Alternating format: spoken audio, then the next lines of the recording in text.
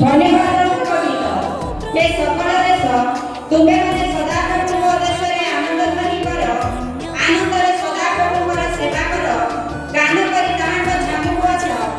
ସଦା ପ୍ରଭୁ ଯେ ପରମେଶ୍ୱର ଅଟନ୍ତି ଏହା ତୁମେମାନେ ଜ୍ଞାତ ହୁଅ। ସେ ଆମମାନଙ୍କୁ ନିର୍ମାଣ କରିଅଛନ୍ତି ଓ ଆମେମାନେ ତାହାଙ୍କର ଅଟୁ।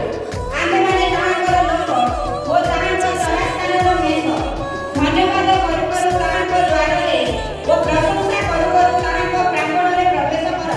ତାହାଙ୍କର ସ୍ତବ କର, ତାହାଙ୍କ ନାମର ଗୁଣାନୁବାଦ କର, କାରଣ ସଦା ପ୍ରଭୁ ମଙ୍ଗଳମୟ, ତାହାଙ୍କର ଦୟା ଅନନ୍ତ କାଳ ଥାଏ, ଆଉ ତାହାଙ୍କର ବିଶ୍ୱସ୍ତତା ପୁରୁଷାନୁକ୍ରମେ ଥାଏ। ପ୍ରଭୁ ଏ ପବିତ୍ର ବାକ୍ୟରେ ଆଶୀର୍ବାଦ କରନ୍ତୁ।